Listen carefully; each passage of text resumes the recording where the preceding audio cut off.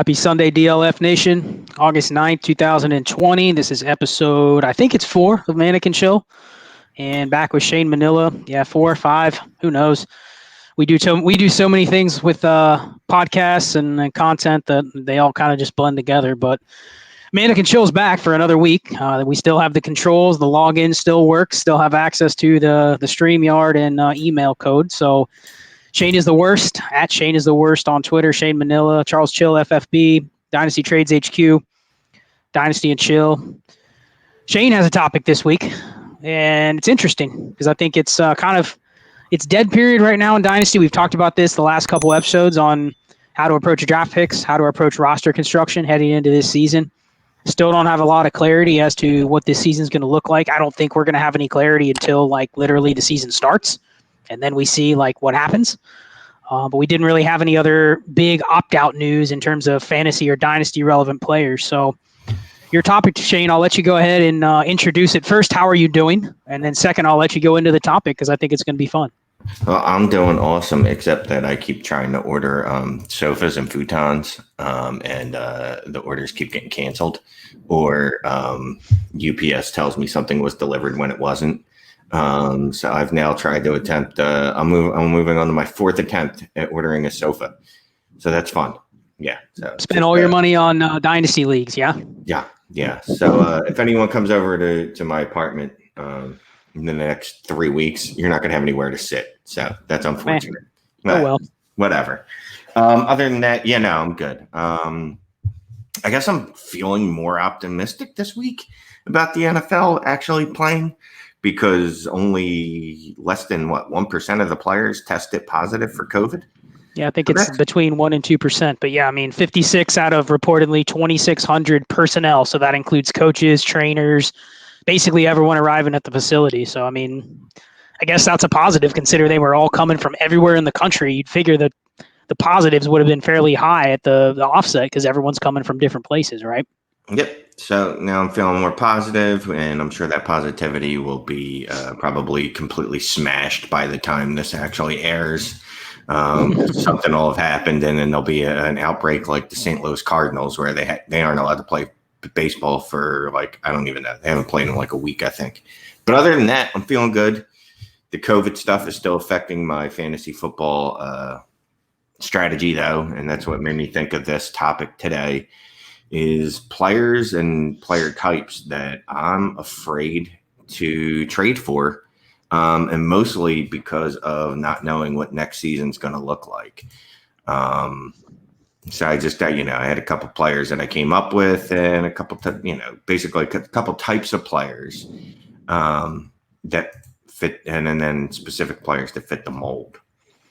So is this specific archetypes of players, types of players that you could maybe put multiple names to, and is it strictly based on I don't want to miss out on a season worth of their production? I don't want to trade for this player if I know they don't ever score another fantasy point until 2021, and I don't want to go through the swings of their value. If I have to go through another whole off season, I have to go through the draft and free agency and salary cap cutting next year. Who knows where their money's going to go with players? Is that the main reason why you picked the players that you did, just because you don't want to risk missing a year? Yeah, mostly. A couple of the guys, I'm not sure in archetypes. I'm not sure that they'll ever have value again, anywhere approaching what they would have in the 2020 season if it's played. And then just the other guy, and we'll get to him, is more that, that year of production, and by the time that year passes, what else could care? So might as well just dig right into it. We're gonna bang this one out today. We're not gonna dilly dally, I don't think. Right off the bat, and this is a guy that I think under normal circumstances I would actually be more prone to buy. David Montgomery, and I've labeled him my 1 year bounce back positive regression guy. As the archetype. I don't think that'll fit nicely on Twitter or anything, but that's the name that I've given him. So you're looking at Montgomery and saying 2020 would be big for him. That's when I want him in terms of buying him at his price now. If I were to buy him, I want him for the 2020 season, and then don't really want him after that. Like, don't believe in the player, but, want him for this year. Exactly. I think he's pretty terrible. And it's a shame because, again, I liked him. I loved him in college. And he's one of those, and usually physical metrics don't mean that much to me when you're looking at the running back position. But he just seems a tier below what a productive running back looks like in the NFL to me, athletically. But that said, there's hope that there would have been positive regression, or there is hope that there's positive regression in 2020, right? Even if he's bad, even if he just averages 4 yards a carry, you got to assume he's still going to see somewhere in the neighborhood of 250 touches, just if everything was equal to last year, which is what he saw. I think 252 touches, something like that. I guess I couldn't look at the show sheet since I actually put it on there. 267 touches, 242 in carries, 25 receptions, so 267. Right. So he could easily best that. I mean, the Bears just need a little bit of positive regression on offense. Like, even if they were a 9-7 team, or if they were just slightly productive on offense, that's a team that, either way, Montgomery could see somewhere in the neighborhood of 270 touches. And even if he's just, 4 yards a carry, he's still going to be a high-end RB2. It's just that I get that 2020 production out of him, but I think the Bears will come to the same conclusion that a lot of us already have, is that, wait, this guy's not actually very good. Like, we could do this with anyone. We could draft another rookie, or we could just go out and spend some money on one of these 2021 free agent running backs and let Montgomery fight for the job, even though he's got no shot to win it because he's just not physically talented enough.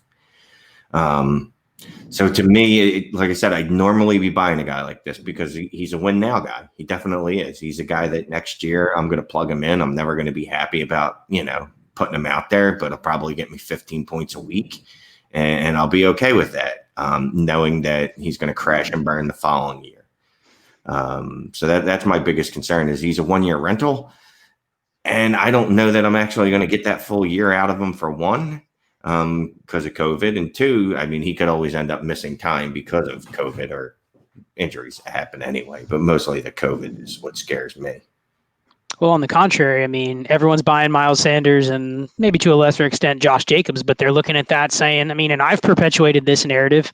I want young running backs. I want you have running backs on rookie contracts that I know are locked in for multiple years. That we're seeing kind of the peak of a lot of good running backs right now that are getting to the point where they're going to hit free agency and you don't really know what to make of them. So if you can turn any of these guys that are approaching free agency, turn those into Miles Sanders or Josh Jacobs, you can buy yourself a couple extra years. Same with the rookies this year. If you can turn, a Mixon or a Cook into a J.K. Dobbins plus or a Cam Akers plus, even if you don't really love those guys, I've said it many times, as long as they don't bust, as long as they get the touches, you're hitting the reset button. You feel a little better about your running backs going forward.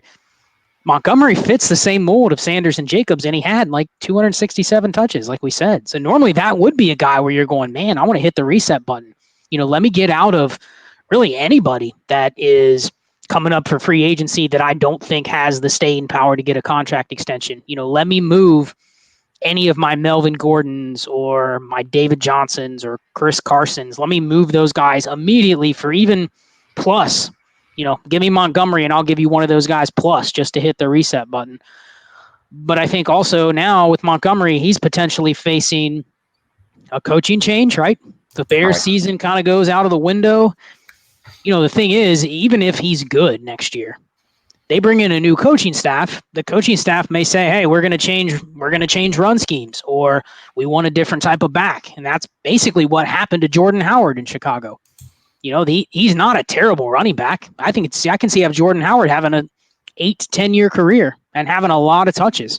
But the Bears obviously didn't want him. They wanted somebody new. And now it's interesting that they're kind of back in the same situation with Montgomery so quickly.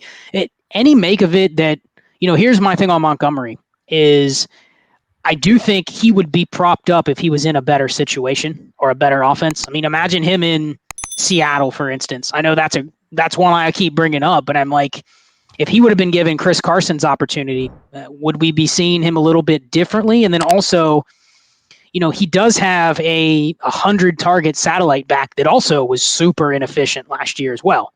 So is there a chance that maybe they shift those touches a little bit different this year and give Montgomery a little more in the passing game? I know that report came out yesterday that he's slimmed down, cut 4% body fat.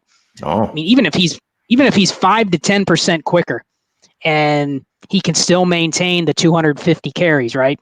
But he can get 35 to 40 catches. I mean, if you put those numbers side by side with, Nick Chubb, Derrick Henry, Joe Mixon, they're not up there, but they're 80 to 85% of that. So I'm kind of looking at maybe he is a buy, but there's some risk attached, no doubt. Yeah, see, and I'm as much as I want to win next year, I can't not think about the following year. Yeah, if everything goes right, he's definitely going to smash. If he's a little bit quicker, because that's all it is. That's all we're talking about. The difference, the margins, the difference between a superstar and a mediocre player in the NFL. I mean, they're all super great athletes. So it is literally a tenth of a second that makes that difference. The only thing is if, they've talked up Tariq Cohen there too about how they need to use him better. And, Tariq Cohen's pretty one-dimensional, right? He's a receiving back. If you're running your offensive coordinator's running your plays most efficiently or doing things that are smart, you're going to throw the ball to Tariq Cohen. If, given the choice between him and Montgomery. Now, obviously, Montgomery should see targets because there's third downs that he'll be on the field that Cohen won and things like that. And even in early downs, he should see targets.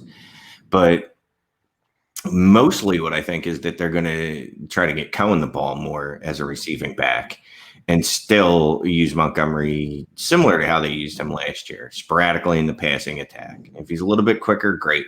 But like you said, the coaching change. I can't see the Bears winning next year. I mean, Vegas has them at 8-8. Vegas is usually pretty on point with that. Even if we gave them 9-7, do we think they're making the playoffs? I sincerely doubt it with Mitch Trubisky and Nick Foles as your starting quarterback. Neither is particularly good. I think we've seen that Matt Nagy is not actually a very good head coach either. It's amazing how less of an offensive genius you are when Andy Reid isn't there actually calling the plays and telling you what to do. So I can't see it. I can't. Now, again, if I get him at a discount, if someone's like, hey, I'll take a second rounder for him, 2021 second rounder, okay. And it projects to be late, which projections are all fun right now, then I'll do it. But anyone that's looking for anything close to what market value should be on him, a second-year running back, seemingly a bell cow, I'm not going to pay it. Whereas I'll definitely pay up for Miles Sanders, and I'll definitely pay up for even Josh Jacobs. I'm starting to warm up a little bit more on, even knowing that he's not going to get the type of passing work, or receiving work that I'd like to see. He's still a better back than our buddy David Montgomery here. Yeah, I mean, and I think it is price dependent. The problem is, I've noticed that this summer, probably about half the players in Dynasty fit into this mold where it's like you want to go buy and their price is too high. But if you have them on your team, even if you don't like the player, typically your sell price is too high for someone else to buy him from you. So they're just kind of in that same range where it's like, you probably never would buy Montgomery for a first. But I know you were ahead of the game and you were selling him for any first this year before we even got to draft season. And right now, I think anybody would take that. If you could get a future first for Montgomery, you would do it right now just because, with the uncertainty of the season, we talked about this a couple episodes ago, getting draft picks for players that are kind of on the fringe is probably the smart move right now and bank those for later. I look at the interesting thing about Cohen is I'm looking at Cohen's numbers. I mean, he's averaged 83 carries in his 3 years. So basically 83 carries per year. But then you look at his targets, and he's had 264 targets in 3 years. So, I mean, we're talking about, a James White level target player here. So, he's a significant player. But if you look at his efficiency, it was terrible last year. So I think both the Bears could look at both of these guys and say they were both inefficient. So that makes me wonder, were they both inefficient, or was the situation just so bad that they were both bad? Their offensive line was bad. Their offensive line, they've done nothing to improve their offensive line this year. So I'm kind of worried about the situation. So does that mean you just default to the pass catcher when you don't trust the offensive line? You know what I mean? I'm leaning towards going the other way on you with Montgomery because I do think he's going to have some more value to your roster long term, even if it's outside of Chicago. The problem is if they bring in somebody new, they draft a running back next year. Cohen's a free agent. They could bring in another Cohen, right? They could replace Cohen with somebody and then just plug somebody in that place. The fear would be if they bring in Cohen, but somebody that actually has some bulk and can run the ball, then it's like, okay, Montgomery, he's not getting the 260 carries. He's getting the, 190 or something like that. And then he's actually getting some of his workload taken away. But I actually trust the player long term. So I'm opposite of you in terms of buying. I wouldn't pay a first, but I would buy if I could get more shares for a second. So it really just depends on, like what you said, what the owner's price is. But if I have a guy like Montgomery, I wouldn't want to sell for a second because he's a body that's going to get touches. That's worth more to me than selling for a random second at this point. Right. So. And that's the problem is you can't sell them for any kind of profit. And buying them, it's going to be the same thing. You're not going to want to pay what someone actually wants to get him off the team. He's going to have to be a guy that you can't do a straight up, hey, here's a first rounder for. It's going to be one of those, all right, well, here's a first rounder and you give me David Montgomery and let me get your third, your fourth, and your following year's third or something like that, where you're just accruing picks. And that's it. Yeah, that's the other thing is, say Matt Nagy gets fired next year, say they realize that Montgomery's just not it. This is a guy that I keep bringing up as the free agent of next year's class, but Marlon Mack, someone's going to look at that guy and go, wow, the Colts are really stupid. They didn't actually even use him as a pass catcher, and he's really good at that. This guy's actually a 3-down back who just can't stay healthy. I mean, that's his, he's a running back, so that's going to happen. But, if we give him my choice, if I was a NFL head coach, I'd be looking to grab Marlon Mack to replace a bunch of these running backs, Montgomery namely being one of them. So here's two questions, and then we'll talk about the next player. David Montgomery or Ronald Jones?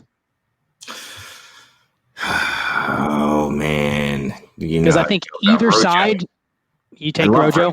I love Rojo. I still think Rojo – I mean, look, after last year, what I saw out of him, if he can escape, if he learns how to block, first of all, it's wheels up. Keyshawn Vaughn's never going to get on the field, and that's going to be a wasted draft pick. If he doesn't learn how to block, he's still going to escape from the clutches of Bruce Arians at some point because he's too good of a running back and he's a decent enough receiver that he's going to help an offense somewhere. So I think that's a pivot you could make. If you have Montgomery and you like Rojo better, I think you could take either side of that and propose it to the other owner, and you would know exactly how they feel, right? I mean, if you have Rojo, I have Montgomery, I send you straight up the 1-for-1, you may decline, and some people will decline out of principle, right? They'll just say, I'm not trading running back for running back unless you give me something on top. And they would say the same thing regardless of what side you were on, just because what's the incentive? I immediately turn that down. I'm never trading player for player. And then you counter and ask for the third. And if they're willing to do it, then you get the little tiny, free cup of coffee on top of it. Monty or Antonio Gibson? As much as we're all in love with Antonio Gibson right now, I'll still take Montgomery over him. Okay. Yeah. And I know America's all in love with Antonio Gibson. Just look, I like him as a upside play.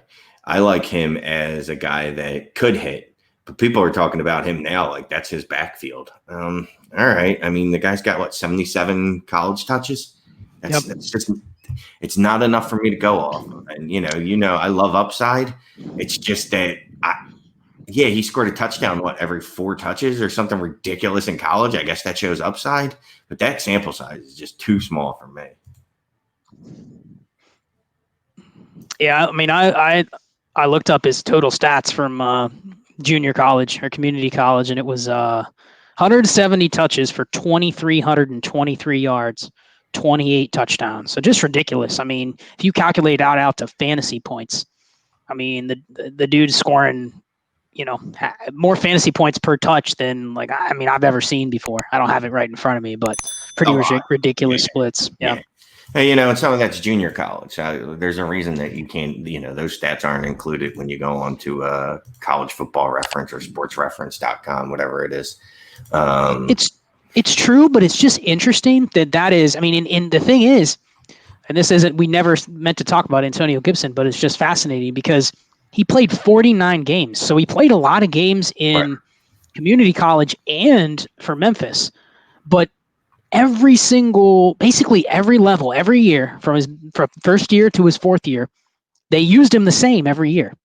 So that's a little concerning. It's like, that's two different coaches, two different levels, two different schools, 4 different years. So you have to assume in college, he's playing with different players in those 4 years, right? There's players moving in, players moving out. And a lot of times in college, someone moves out and your touches go up because the team needs to fill in somewhere. And the best players kind of rise to the top as they get older. He never really did. It was basically like going into the season, it's like, yep, we're going to give this dude like 50 touches and he's going to kill it when he gets the ball, but we're never going to give him like, 200 touches. And that's just the way it is. My thing on Gibson, and this was even before Geis's, unfortunate incident that basically got him cut within like 30 minutes. I think Gibson is the kind of guy, and you're already seeing it right now. There could just be, I just pictured it, and I said this back right when he got drafted, is there's going to be that one game, right? That one game. It could be like week 10 where the Redskins are like 2-6 or 2-7. And they're just like, you know what? This guy's like been really good in like 30 touches that we've given him thus far. Let's just go out there and give him like 25 today and see what he can do. And then he has like a 20 for 150, 2 touchdown game with like 6 catches. And the Dynasty community just goes crazy. You know what I mean? Like that one game where you're just like, oh my gosh, this guy was the best player on the field. We just saw it. His price doubles right there. And then I'm like, I mean, he has the profile to flash to where people are like, I have to have this guy. I'll give you a first, a second. I'll give you my whole draft next year to get him. Then you consider selling. I think there's going to be that moment with him at some point. That's why I'm kind of interested in buying him. But yeah, now that he's getting to the point where you got to pay a first plus to get him. I mean, no, that's insanity. I mean, look, he's a fun buy low, but he's not a buy low anymore, so he's not fun for me anymore. So then I'll go ahead and get my Anthony McFarland and my Lynn Bowden, who, Lynn Bowden was a 3rd round. Oh, I guess they were both technically early draft picks, but I'll pivot off of him and just go get my Anthony McFarlands and my Lynn Bowden Juniors, my other, weapons. Yeah, I mean, I brought this up as I got suckered into this, and I held this player for like 3 years with CJ Procise. He was like 6'2", 230. You're like, dude, this guy was a receiver in college, but he plays running back and he sits back there and you're like, he looks like a dominant force. When he gets the ball, he's quicker than everybody.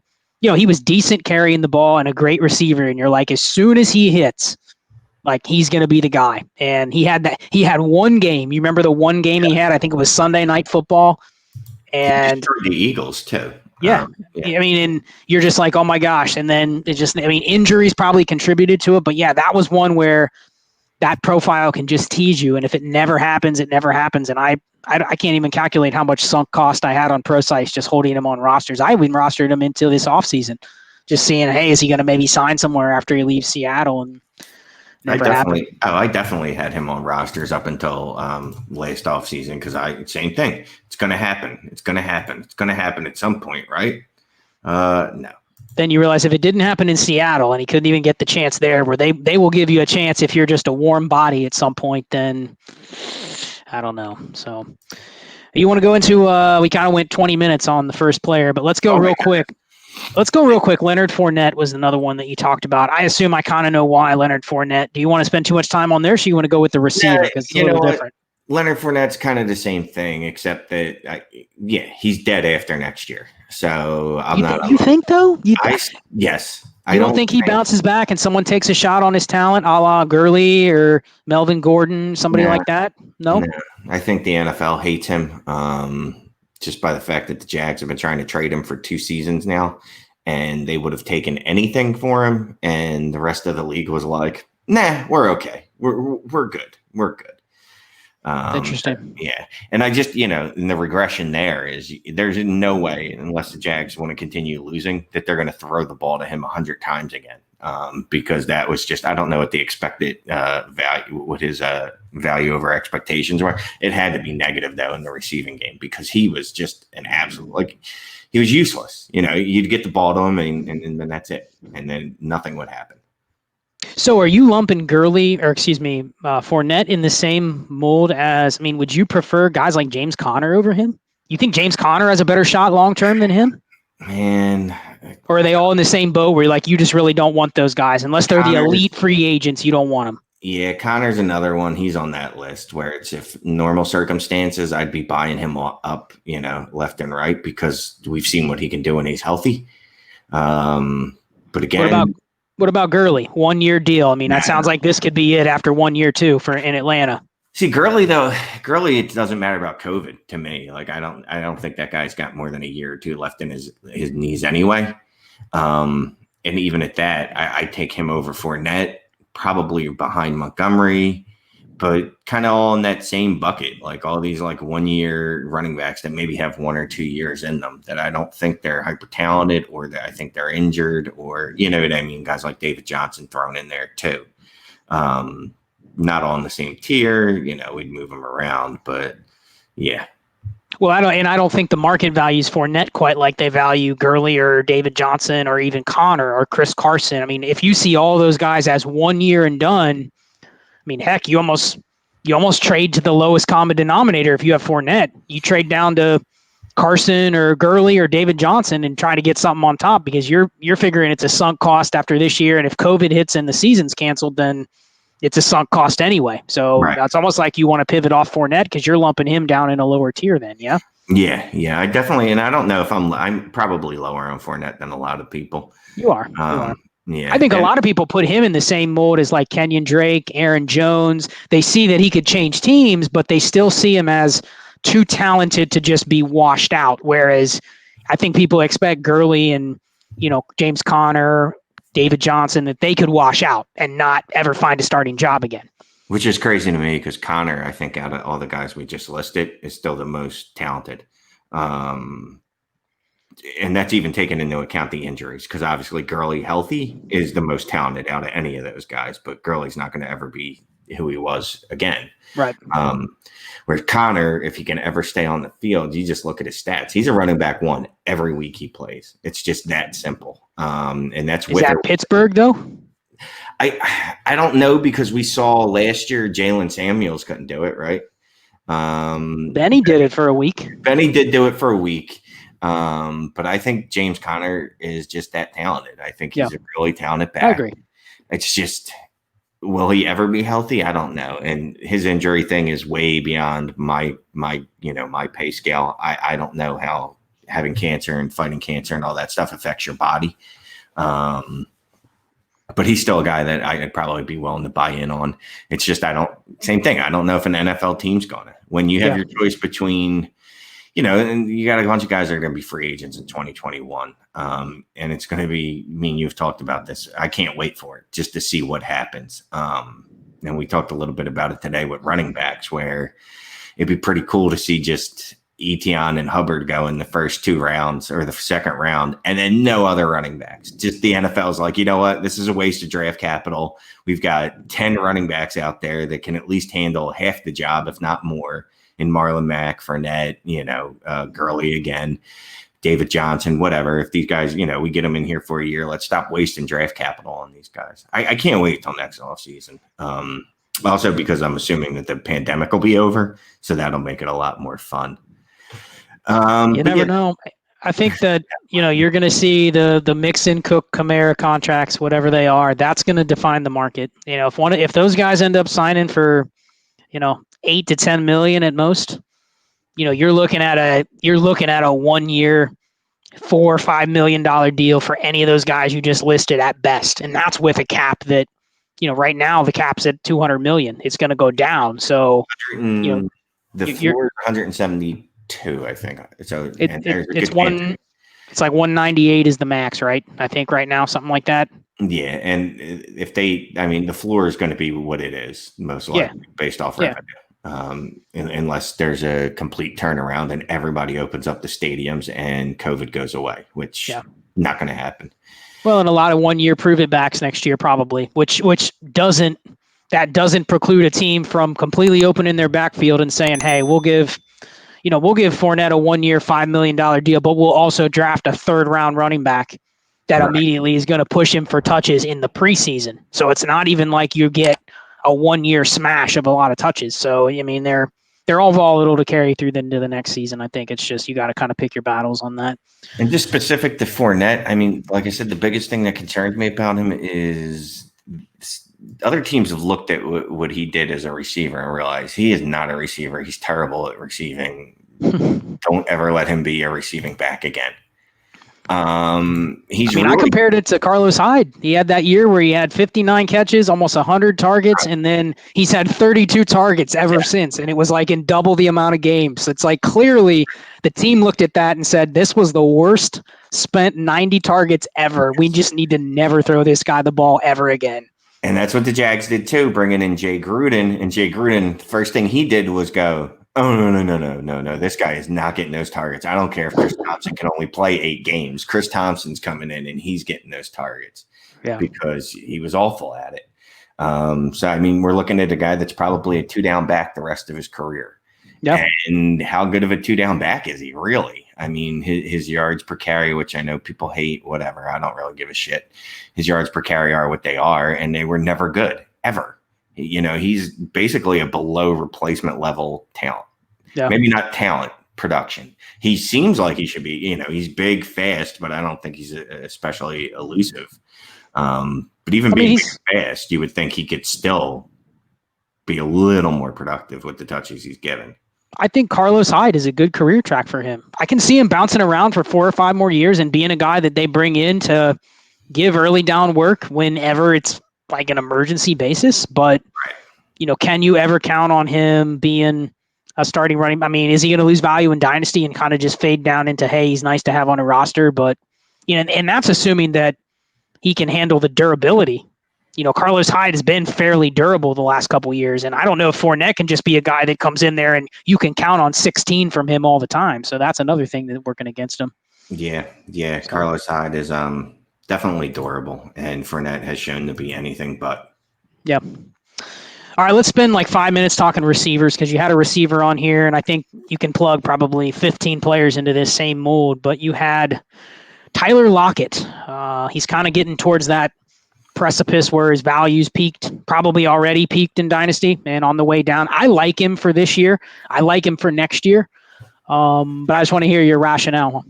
It's the same thinking as, he's not old. And the reason I thought of this is because he's a guy that I go, wow, people are still too low on him. And I've always been too low on him in his career. And I'll admit that. Like, I own him nowhere because every time I'd go to get him, I'd be like, oh, his efficiency's going to drop off. Well, he's got 2 years where he was hyper efficient, and eventually players are just what they are. He's a hyper efficient player.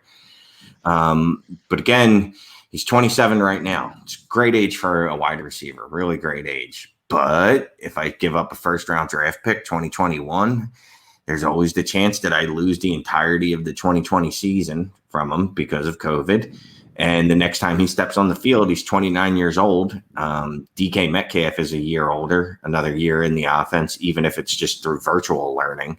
And DK Metcalf is all of a sudden the guy that's going to, smash in that offense. And then Tyler Lockett's going to be on his way out a year later. And then what do I do with him? Because I don't know that, I can't say, and you can't part it. You don't know if he's hyper efficient or is it Russ Wilson that's hyper efficient? Because at this point, Russ Wilson has kind of done this with multiple receivers. We even saw it with DK last year and Doug Baldwin for years prior to that, where the guys weren't getting 160 targets, but they were still finding ways to be wide receiver ones. At some point, you got to think that might be the quarterback. It might be, Mr. Unlimited, and maybe not the receivers, even if the receivers themselves are talented. And it's just, again, giving up the capital I have to give up for him with the risk of losing a full year of production really, really bothers me. See, I don't mind it so much on a super young guy like A.J. Brown. Was he 22?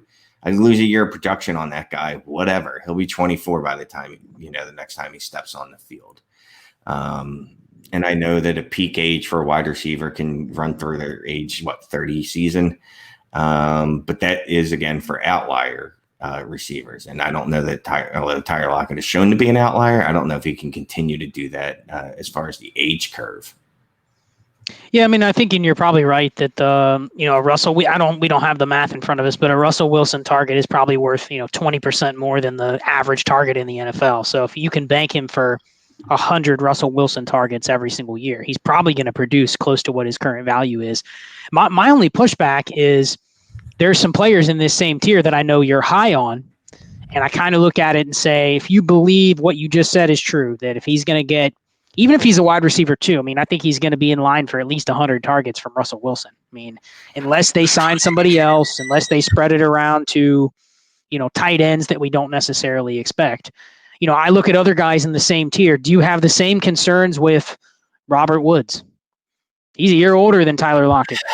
Yeah, and honestly, I do, because he's another guy that I started making, I started to send out offers for. And the reason I thought this is because a buddy of ours in the league, J Mike, sent out a note or a message on one of the group me chats that, hey, all these guys are available, one of them being Robert Woods. And you know me, I'm a Robert Woods stan. So first thing I do is go, oh, Robert Woods. And then I go to make the offers and I'm like, wait a minute. I love Robert Woods, but I might not be able to get him. I might not be able to actually use him next year. And he's a guy that if you don't get the actual production out of him, he's useless to you as a player. And I know that sounds, obvious, but it's not, because there's certain players, even if they have a down year, I can still flip them again, and they'll still hold trade value. I mean, Juju Smith-Schuster had a terrible year, and you can still flip him for, something of high value. Whereas Robert Woods, if he were to have a terrible year, his value is just going to crater because his value is not where it's supposed to be anyway. And then if I don't get the year production out of him, then whatever I've spent on him is a complete waste. So he's kind of what was, I guess, the final nail in the coffin of what this topic was going to be today. And if you're listening to this, J Mike, that's why you didn't get an offer on Robert Woods, because I can't do it. I can't make any more offers on him. I got enough of them. And if he were to lose a year, I just, there's no getting that, obviously there's no getting that year back for any player, but there's a difference between a 24-year-old player and a 27-year-old, 28-year-old player. Yeah. And I think actionable takeaways. I mean, you can I'm just looking at kind of players in the same range. You lose a year of production from Keenan Allen. That's big. You usually your year of production from Jarvis Landry. That's big. Adam Thielen, same thing. Devontae Parker. All these guys are in that 27, 28, 29-year-old range where value's probably peaked. And so, if you're looking at a roster, if you're staring at a roster that is pretty deep at receiver and you have 2, 3, 4 of these guys, I don't think it's a bad move to ship one of them out. Put them all on the trade block.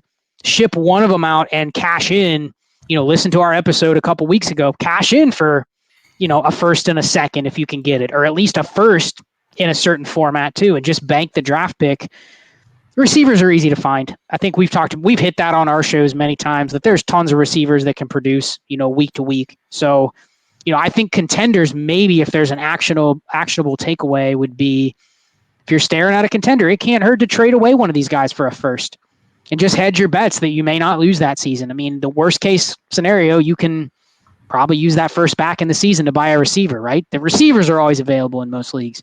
So just a thought, you can maybe hedge your bets and trade some of those guys away, or you can pivot down to, I assume you would probably trade any of those guys and take back a Jalen Reagor, Justin Jefferson. If you could just flip straight up 1 for 1, you just bank on the young guy with what we're staring at right now. I think that's another move you could maybe make. Yep. And under normal circumstances, there'd be a lot more thought put into it. Like, oh, I don't know. He can really help me this year. Well, I don't know what this year's going to be. I know there is going to be a 2021, a 2022. And I know Jalen Reagor, for instance, will be 23, 24 at that time. And Robert Woods will be 30. So, yep. It's a good time to start getting those age discounts that our boss likes to talk about, Mr. McDowell. Yeah, good time to kind of look at your rosters and determine, hey, do I have the capacity to maybe make a move like that? Because if you wait too long and then the season's axed, if they axe the season 2 weeks in, and you're sitting on a roster that's got Adam Thielen, Robert Woods, Tyler Lockett, you're going to be like, oh, yeah, these guys are on the block for draft picks. People are going to be like, I'll wait. I'll wait till next July or August and buy the veterans then that are maybe worth it. Yep. But you can keep those guys through the draft and free agency. So any final thoughts on this show, Shane? That's it. That's all I got. I think I got all my thoughts out. All right, what you want to plug? I have nothing. Dynasty. Your Twitter handle's right there under your face. Shane is the worst. Yeah, there's my Twitter handle. Make sure you share the show with your friends and family. It's probably great for kids to watch. Since they don't have school in the summer, let them watch this. This will teach them about market value and things like that. Yeah, it can apply to their regular life when they get older and they have to start having a mortgage and dealing with credit cards and all that stuff. I mean, any little thing can help. So Charles Chill, FFB. That's where you can find me on Twitter. Our shows, Dynasty Trades HQ and Dynasty and Chill. We will be back next week with another topic and just talking shop. If anyone has a specific topic they want to hear about, we're pretty open to dive into it. So jump into either of our DMs, keep it appropriate, and let us know what you want to hear about, and we'll hash it out for another 30 to 40 minutes next week. Later, DLF. Wait. Yeah, there we go. That's probably something we should bring up real quick. Hey, yeah, stop sliding into people's DMs and leaving creep shows in there, people.